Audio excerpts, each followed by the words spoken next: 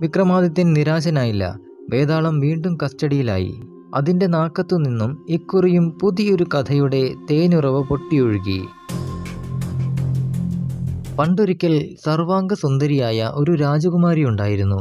സകല കലാവിശാരദനും പ്രാണികളുടെ ഭാഷ അറിയുന്നവനുമായ രാജകുമാരൻ അവളെ വിവാഹം കഴിച്ചു. ഒരു തവണ ദമ്പതികൾ കട്ടിലിൽ ശയിച്ചുകൊണ്ടിരിക്കെ പോയിക്കൊണ്ടിരുന്ന എറുമ്പുകൾ കട്ടിലിന്റെ കാലിൽ മുട്ടി മാർഗതടസ്സം വന്ന് വിഷമിച്ചു.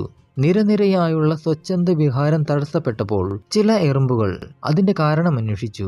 ഒരെണ്ണം ഉറക്കെ വിളിച്ചു പറഞ്ഞു, ദമ്പതികൾ കിടന്നുറങ്ങുന്ന ഈ കട്ടിലിന്റെ കാലാണ് നമുക്ക് ബുദ്ധിമുട്ടുണ്ടാക്കുന്നത്. അത് കേട്ട് മറ്റൊരു എറുമ്പ് അത്യന്തം രോഷാകുലനായിക്കൊണ്ട് ഒച്ചയെടുത്തു, അങ്ങനെയാണെങ്കിൽ ആ നശിച്ച കട്ടിലെടുത്ത് എവിടേക്കെങ്കിലും വലിച്ചെറിയരുതോ നിങ്ങൾക്ക്? അവരുടെ രസകരമായ സംഭാഷണങ്ങൾ ശ്രദ്ധിച്ച് കിടന്നിരുന്ന രാജകുമാരൻ പൊടുന്നനെ പൊട്ടിച്ചിരിച്ചുപോയി.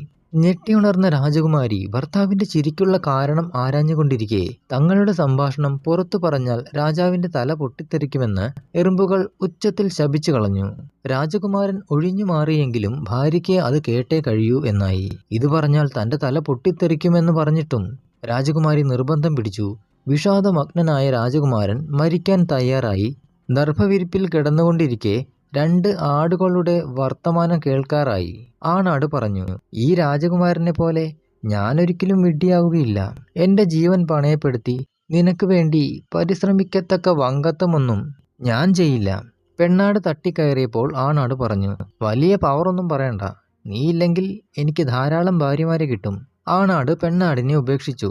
അത് കണ്ട രാജകുമാരൻ തന്റെ ജീവൻ വെടിഞ്ഞ് ഒരു പെണ്ണിന്റെ ഇഷ്ടം അനുസരിക്കുന്നത് തെറ്റാണെന്ന് മനസ്സിലാക്കി അവളെ ഉപേക്ഷിച്ചു കളഞ്ഞു. കഥ നിർത്തിയപ്പോൾ വേതാളം ചോദിച്ചു, രാജാവേ, ഇതിൽ ആണാടിന്റെയോ രാജകുമാരന്റെയോ പ്രവൃത്തിയാണ് ബുദ്ധിപരമായത്?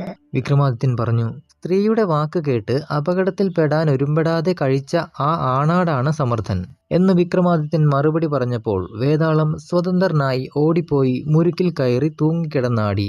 വീണ്ടും വിക്രമാദിത്യന്റെ ബന്ധനസ്ഥനായ വേതാളം വഴിമധ്യേ കഥ പറയാൻ തുടങ്ങി. മഗധ രാജ്യത്തിൽ ഒരു കോടീശ്വരനുണ്ടായിരുന്നു.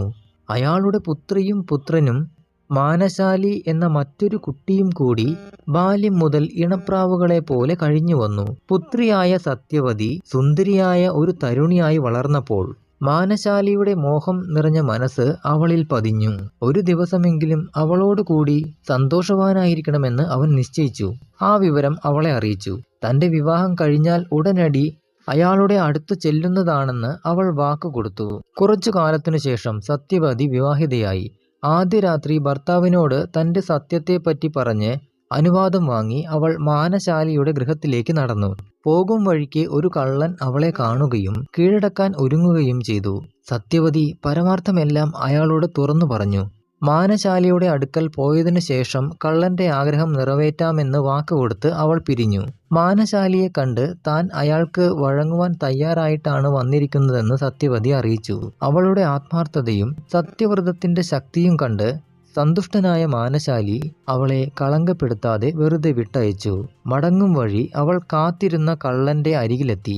വിവരമെല്ലാം കേട്ട് കഴിഞ്ഞപ്പോൾ കശ്മലനായ അയാൾ പ്രസന്നവദനായി തീരുകയും അവൾക്ക് സന്തോഷപൂർവ്വം ചില സമ്മാനങ്ങൾ കൊടുത്ത് യാത്രയാക്കുകയും ചെയ്തു. സത്യവതി വീട്ടിൽ തിരിച്ചെത്തി ഭർത്താവിനോട് നടന്ന കഥകളെല്ലാം വിശദമായി പറഞ്ഞു കേൾപ്പിച്ചു. അവളുടെ ചാരിത്രശുദ്ധിയിൽ ഒരു പോറൽ പോലും വീണിട്ടില്ല എന്നറിഞ്ഞപ്പോൾ ഭർത്താവിന്റെ ആനന്ദത്തിന് അതിരുണ്ടായിരുന്നില്ല.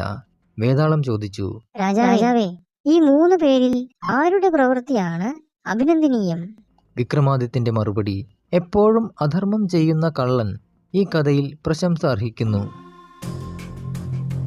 നിമിഷങ്ങൾക്കുള്ളിൽ കുതറിയോടിയ വേതാളം മുരുക്കുമരത്തിൽ എത്തിച്ചേർന്നു.